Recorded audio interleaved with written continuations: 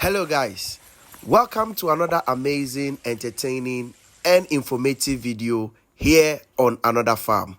My name is Efomhene and this is Efom TV.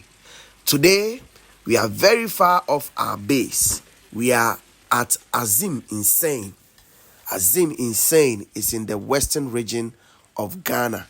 Nsein is a few kilometers from Axim, and this is where we have come to this catfish farm to do the stocking of the fingerlings and then provide technical support for this farm. So we got a call from this client who lives outside the country, and then he said, Efomhene, I've been watching your videos. You guys are doing amazing.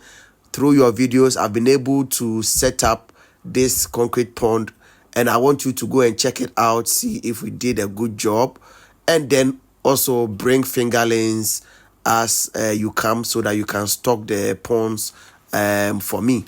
So we set up from Accra. We drove for about over 6 hours to Nsein, and then finally got to the site. I did an inspection of the pond to see the construction and every detail of it, if it was fit for purpose, and then came to the conclusion that aside a few details, this pond was well constructed and it is fit for purpose. And actually congratulated them for just being able to watch the videos and being able to teach themselves or learn from the videos how to construct the ponds.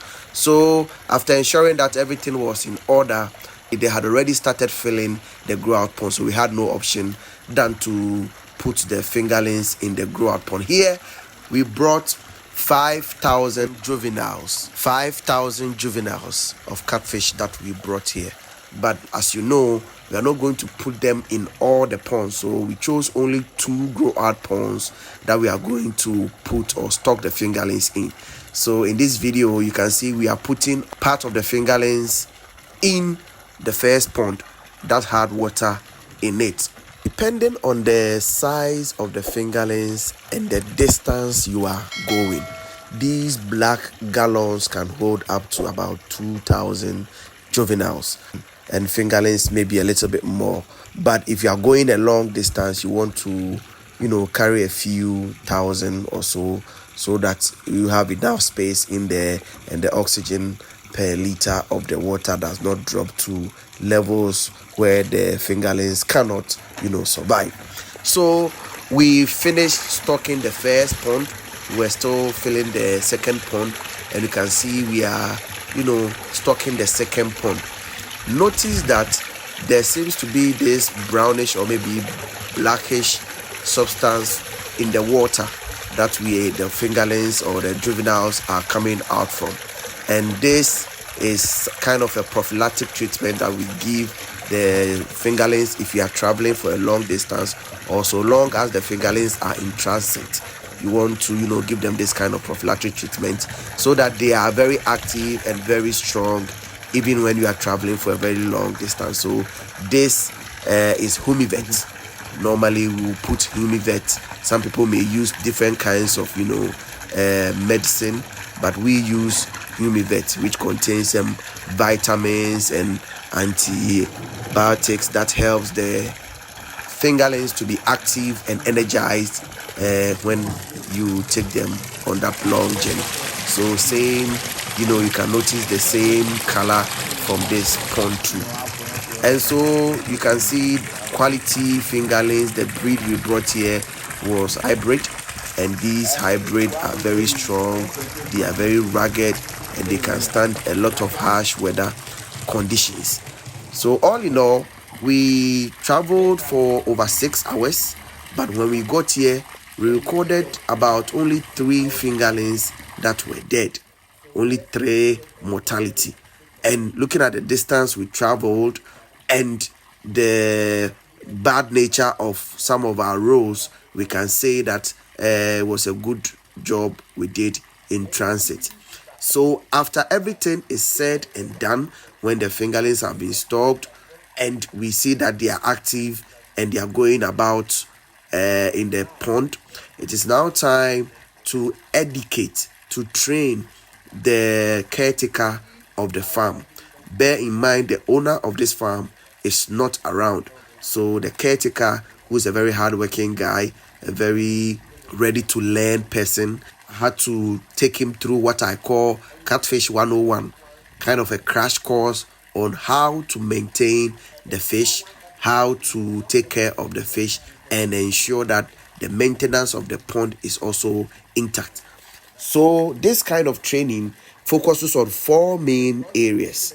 When we are training, doing the crash course on catfish farming, the catfish 101, as I say it, focuses on four main areas of managing catfish. So first we look at feeding, and when we talk about feeding, we look at the type of feed, the size of the feed, the time of feeding, and when to feed. So when we talk about types of feed, there are mainly two types of feed. We have the sinking feed, we have the floating feed. So you have to ensure that the kind of feed that you send there, each type of feed has its own way of feeding. And so you must know whether it is sinking feed or whether it is floating feed. Normally you find on our market the sinking feed is not very common. It has a few foreign feeds that are sinking feed. Most of them are floating feed. So here, what we brought to this site was floating feed. Now you have to educate the caretaker on the size of the feed. The size of the feed depends mainly on the size or age of the fish. So if it is juveniles, normally you want to start from 2 mm. And here we brought 2 mm 1 month feed. Again, on the feeding, we look at number of times we are feeding in a day, and even how to feed fingerlings or juveniles, because how you feed fingerlings is quite different from how you feed the fish when they are growing over the time. So we have to take your client or the caretaker through all these things. Number two, or the second thing we look at, is water management. We have to look at when do we change the water, how do we change the water. So you have to educate the client on, if there are no aerators, how often you change the water in a week. Normally I advise that if there are no aerators, the quality of the water will determine when you change it. Normally after 3 days, every 3 days I advise that the water is changed. Then how you change the water, we have to know that 2 hours before feeding you don't change water, 2 hours after feeding to before you can change water. So these are the basic things that you can educate clients on. The number 3 thing that we educate people on is record keeping. People don't know that record keeping in catfish farming is very essential. It's very, very important. And so here we'll show you how to keep records and how important it is to the management of the farm. Lastly, we focus our attention on how to identify diseases and how to treat diseases. So this is also something that is also very important. As a first timer, it is very important you educate the person on basic signs and symptoms that show that the fish is not well and that all is not well in the water. And normally what I tell clients is that the immediate environment of the fish has to be changed as soon as you notice an abnormality in their activity. So we'll take you through how you identify what are the signs that you need to see before you know that the fish is not doing well. So we also understand that not everybody is going to catch everything that we train them on the very first time. And so we have videos, we have short videos that we can send to you and all these things to help you remember. As we educate you to, we advise that if somebody has a phone, you take a video yourself so that you can use it to kind of remind yourself on some of the things that we went through, so that you don't forget yourself.